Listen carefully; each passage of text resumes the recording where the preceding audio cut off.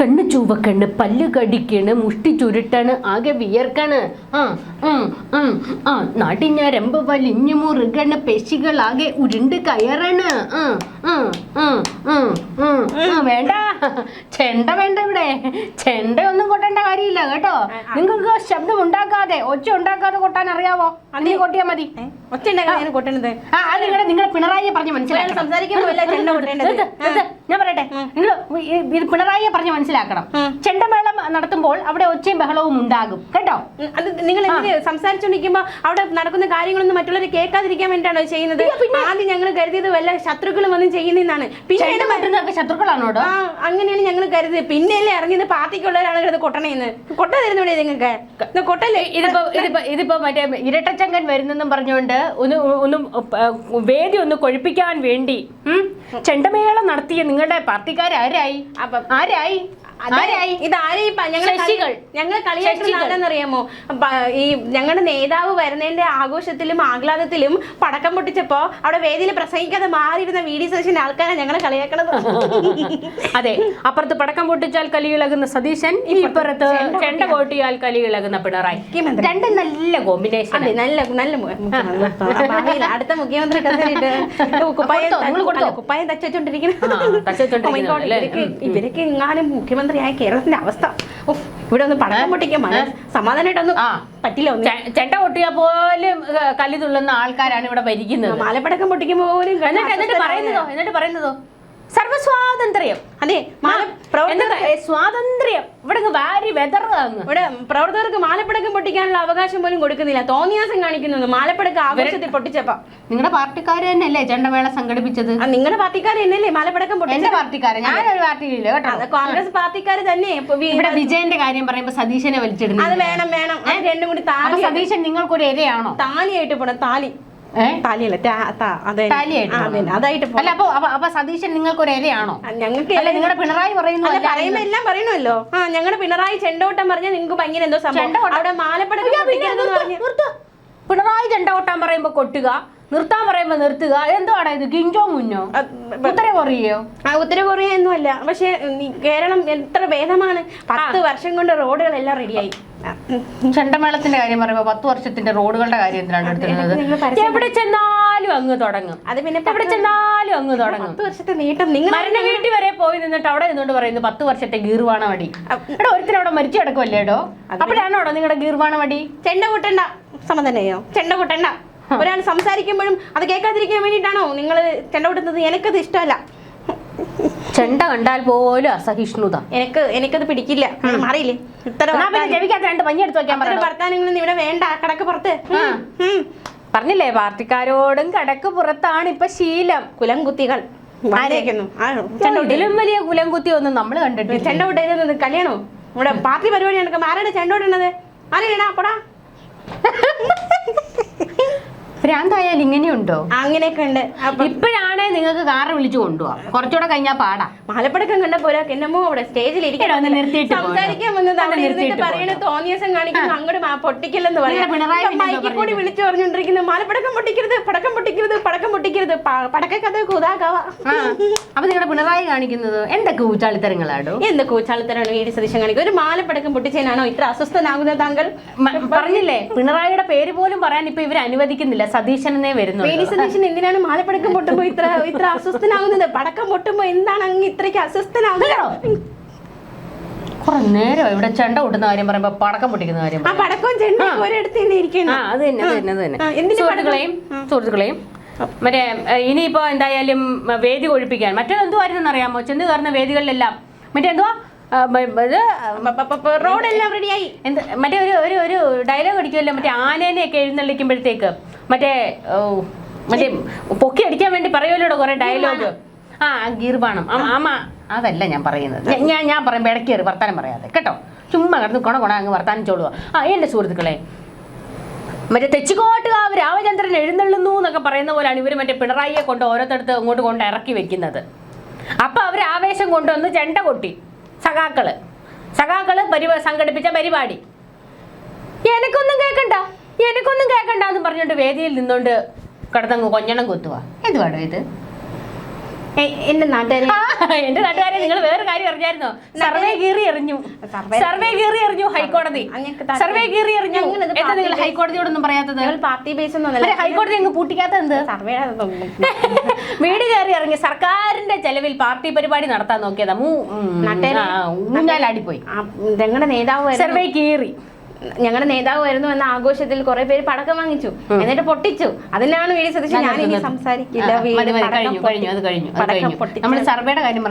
നല്ലതൊന്നും ഇവിടുത്തെ നാട്ടുകാർ മാധ്യമങ്ങളൊക്കെ സർവേ കോടതി കീറി എറിഞ്ഞു. നിങ്ങൾ നവകേരള സർവേ ഒക്കെ കീറി എറിയുന്നത് കാണുള്ളൂ. ഇവിടെ നല്ല കാര്യം റിപ്പോർട്ട് ചെയ്യാൻ ആരുമില്ല. ഇന്നലെ ഞങ്ങൾ ഒരു പാലം ഉദ്ഘാടനം ചെയ്ത് ഒറ്റ മാധ്യമങ്ങൾ വന്നില്ല. എന്റെ നല്ലതൊന്നും പറയില്ല, ഞങ്ങൾ ചെയ്യുന്ന നല്ലതൊന്നും പുറത്ത് കാണിക്കില്ല. നിർത്തൂ ഞാൻ ചോദിക്കട്ടെ, പിണറായി വിജയൻ പാലം ഉദ്ഘാടനം ചെയ്യുന്നു എന്ന് പറഞ്ഞാൽ അതങ്ങ് മറ്റേ ക്യാമറ കണ്ണുകളിൽ ഒപ്പിയെടുക്കണമെന്ന് വല്ല ഭരണഘടനയിൽ എഴുതി വെച്ചിട്ടുണ്ട്. തെറ്റെല്ലാം കോപ്പി എടുക്കുന്നുണ്ടല്ലോ, നല്ലത് കോപ്പി എടുക്കില്ലേ? സർക്കാർ ഖജനാവിൽ നിന്ന് പണമെടുത്ത് പാലം പണിതു. പായ്ക്കണ്ടിയിലെ ഒന്നും അടുത്തല്ലല്ലോ പണിതത്. പാലം ഉണ്ടാകില്ല. അതിന് നിഷ്ക്രിയമാണ് നിങ്ങൾ. വാക്ക് തെറ്റിപ്പോയി. നിഷ്ക്രിയാത്മകമായ സർക്കാർ ഉണ്ടെങ്കിലേ ഖജനാവിലെ പണം പാലം ആകുള്ളൂ കേട്ടോ. അപ്പൊ പിന്നെ നിങ്ങൾ എന്തിനാ മാധ്യമങ്ങളെ വിളിക്കുന്നത്? കടക്ക് പുറത്തെന്ന് പറഞ്ഞവര് പിന്നെ എന്തിനാ വരുന്നത്? കടക്ക് പുറത്തെന്ന് പറഞ്ഞത് ആവശ്യമില്ലാത്തടത്ത് വന്ന് വലിഞ്ഞു കയറി, ആവശ്യമുള്ളിടത്തൊന്നും വരില്ല. നിങ്ങൾ പറയുന്ന മറ്റടുത്ത് കയറാനിരിക്കുവാണല്ലോ ഇവിടുത്തെ മാധ്യമപ്രവർത്തകർ. നാട്ടിലെ വികസനം ഒന്നും കാണിക്കാൻ ആരുമില്ല. അതുകൊണ്ട് ഞങ്ങൾ ബസ്സിൽ പരസ്യം കൊടുത്ത് ഞങ്ങളെ നല്ലത് റോഡെല്ലാം റെഡി ആയിട്ടുണ്ട്, ജൂൺ 1-ാം തീയതി വരുന്നുണ്ട് ബുക്ക്, കടലെടുക്കാത്ത ഉറപ്പ്, സ്മാർട്ട് ആശയങ്ങൾ, ഇനി എന്തുണ്ട് 10 വർഷത്തെ പവർ കട്ടില്ല 10 വർഷം അത് കറണ്ട് ചാർജ് ബില്ല് കൊടുക്കുന്നുണ്ടായിരുന്നു. വേറെന്തെങ്കിലും ഉണ്ടോ? ഒരു കാര്യം ചെയ്യും, മറ്റേ നിങ്ങളുടെ പിണറായിയോട് മറ്റേ ഗജനി ആവാൻ പറയട്ടെ. പിണറായിയോട് ഗജനി ആവാൻ പറ, അദ്ദേഹത്തെ എല്ലാം എഴുതി വെക്കാൻ പറ. അതിന്റെ ആവശ്യമില്ല. ഞങ്ങൾക്ക് ഇവിടെ പരസ്യത്തിന് വേറെ മാർഗങ്ങളുണ്ടല്ലോ. മാധ്യമങ്ങളൊന്നും ഒന്നും ചെയ്യുന്നില്ല. ഞങ്ങളുടെ തെറ്റ് മാത്രം കണ്ടുപിടിക്കാൻ കുറെ എണ്ണം ക്യാമറയും കൊണ്ട് നടക്കാണ്. ഞങ്ങൾ അതുകൊണ്ട് ബസ്സിലൊക്കെ എഴുതി വിട്ടു. അപ്പൊ നാട്ടുകാർ മൊത്തം കാണുന്നുണ്ട് ഞങ്ങളെ വികസനം. ക്ലീൻ സ്റ്റേറ്റ് അവൾക്കൊപ്പം നിന്ന ഞങ്ങളുടെ 10 വർഷം എല്ലാ അവളുമാർക്കും കൊടുത്തിട്ടുണ്ട്. വേഷ 10 വർഷത്തിന്റെ അവസാനം ആയപ്പോഴത്തേക്ക് എല്ലാ അവളുമാർക്കും കിട്ടിയിട്ടുണ്ട്. അതെ അവളുമാരെല്ലാം കൂടി ഇപ്പൊ നേരെ തിരിഞ്ഞിട്ടുണ്ടെന്നാണ് കേൾക്കുന്നത്. അവൾക്കൊപ്പം എന്ന് പറഞ്ഞാൽ ഞങ്ങൾ ഒരാളല്ല ഉദ്ദേശിക്കുന്നത്, അവളുമാർക്ക് സ്ത്രീകൾക്കൊപ്പം നിന്ന മറ്റവളുമാർക്കൊപ്പം അല്ല എല്ലാ അവളുമാർക്കും ഒപ്പം 10 വർഷം. അതാണ് ഞങ്ങളുടെ പിണറായി സർക്കാർ. പിന്നെ പുതിയൊരു മറ്റേ മാറ്റം കൊണ്ടിരുന്നുണ്ട്. നിങ്ങൾ മറ്റേ ഇടതുപക്ഷം അധികാരത്തിൽ വരുന്നത് എന്തോന്നിനാണെന്നാണ് പറഞ്ഞത്? മദ്യവർജനം അല്ലേ? എന്നിട്ട് ബാറുകൾ പ്രവർത്തിക്കാൻ 2 മണിക്കൂർ കൂടി അനുവദിക്കുന്നുണ്ട്. മദ്യവർജനം എന്ന് വെച്ച് കഴിഞ്ഞാൽ 10 വർഷത്തെ നേട്ടമായിട്ട് നമ്മൾ ഇതും കണക്കാക്കണം കേട്ടോ. പവർ കട്ടില്ലാത്ത 10 വർഷത്തിന്റെ കാര്യം അവിടെ നിൽക്കട്ടെ. അതായത് ഇനി മുതൽ ബാറുകൾ രാവിലെ 10 മണി മുതൽ രാത്രി 12 മണി വരെ പ്രവർത്തിക്കും. ആർക്ക് വേണ്ടിയിട്ടാണോ എന്തോ? കുടിയന്മാർക്ക് വേണ്ടിയിട്ട്. ഇത് ആരാവശ്യപ്പെട്ടു എന്ന് ഞങ്ങൾക്ക് ബാറുടമകൾ നിരന്തരം ആവശ്യപ്പെട്ടുകൊണ്ടിരുന്ന കാര്യമാണ്. ഇതുവരെ സർക്കാർ തിരിഞ്ഞുപോലും നോക്കാതിരുന്ന ഒരു കാര്യമാണ് മന്ത്രിസഭയിലെ മറ്റാരും അറിയാതെ പിണറായി നടത്തിക്കൊടുത്തിരിക്കുന്നത്. അമ്പൂരിയിലെ വലിയൊരു പാലം വന്നിട്ടുണ്ട്. അമ്പൂരിയിലെ നമ്മൾ കണ്ടായിരുന്നു വേദിയിലെ. അമ്പൂരിലെ വേദിയിലൊക്കെ നിങ്ങൾ കാണുള്ളൂ. അതിന്റെ അപ്പുറത്തെ ഒരു പാലം വന്നത് നിങ്ങൾ കാണില്ല. അതാണ് പാലം കണ്ടല്ലോ. പക്ഷെ വേദിയിലത് നിങ്ങൾ കേന്ദ്രത്തിലോട്ട് ഇട്ടുകൊണ്ടിരിക്കുന്ന പാലവും നമ്മൾ കാണുന്നുണ്ട്. നല്ല സ്ട്രോങ് ആണെന്നാണ് കേൾക്കുന്നത്. അതേ പടക്കം പൊട്ടിക്കല്ലേ? പടക്കം പൊട്ടിക്കല്ലേ? അതെ പിണറായിക്ക് പേടിയാ. അല്ല സതീഷിന് പിടിക്കില്ല. അതെ പക്ഷെ ഞങ്ങളൊരു കാര്യം പറയാണ്, ഞങ്ങൾ വീണ്ടും കയറുമല്ലോ, 3ാമത് കയറുമല്ലോ. അപ്പൊ ഞങ്ങൾ പടക്കം പൊട്ടിക്കും കേട്ടോ. ഫ്രണ്ടിൽ പോയി ഞങ്ങൾ പടക്കം പൊട്ടിക്കും. ഞങ്ങൾ തന്നെ പറയുന്നു. ജനങ്ങൾ തീരുമാനിക്കണം. പറഞ്ഞിട്ട് കാര്യമില്ല. അതൊക്കെ ജനങ്ങളുടെ കയ്യിലിരിക്കുന്ന തീരുമാനമാണ്. അതൊക്കെ ജനങ്ങളുടെ കയ്യിലിരിക്കുന്ന തീരുമാനമാ. ജനങ്ങളുടെ കയ്യിൽ അതെ റെഡ് പകരും, ചുവപ്പ് പടരും ജനങ്ങളുടെ കയ്യില്. നിങ്ങളെ തുപ്പി പറയണ ബാക്കി പറയിക്കരുത് ഞാൻ. സുഹൃത്തുക്കളെ, എന്നിട്ട് ഹെലികോപ്റ്ററിന്റെ കാര്യത്തിൽ എന്തായി? താൻ കണക്കും കൊണ്ട് വരാമെന്ന് പറഞ്ഞോ? ഇനി ഹെലികോപ്റ്റർ ഒന്നും അവിടെ ഇല്ല. പോയി പറ. സൗകര്യമില്ല, കണക്ക് തരാൻ സൗകര്യമില്ല, എന്തിന് പറന്നു എന്ന് പറയാൻ സൗകര്യമില്ല എന്നൊക്കെയാണ് പറയുന്നത്. പടക്കം പൊടിക്കല്ലേ? പടക്കം വാങ്ങിക്കല്ലേ? സെന്ററിൽ കൊണ്ടിട്ട് പൊട്ടിക്കണേ, എന്നാലേ ശ്രീമതി കുലുങ്ങു. പടക്കം നിരോധിക്കേണ്ടി വരുമോ? നിങ്ങളുടെ സഖാത്തുകളൊക്കെ ഇവിടെ കാണാനില്ലല്ലോ.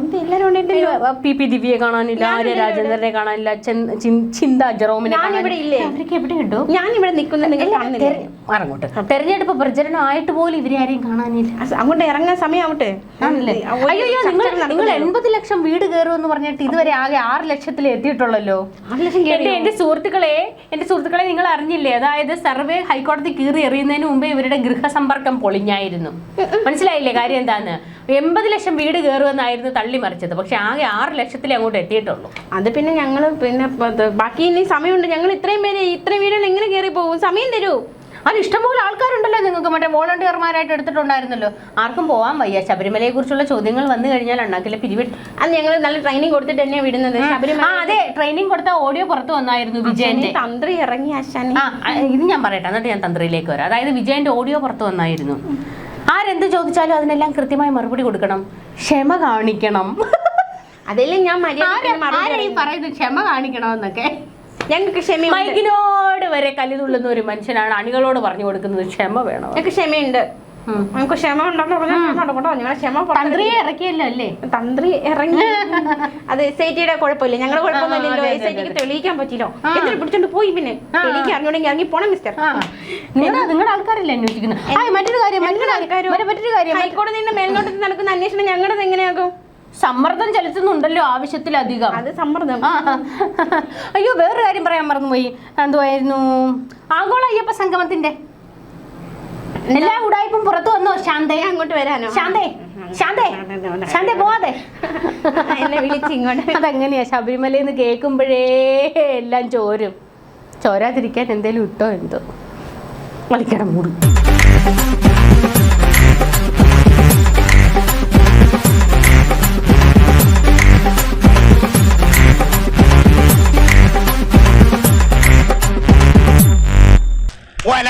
ഒലക്കട മൂട്.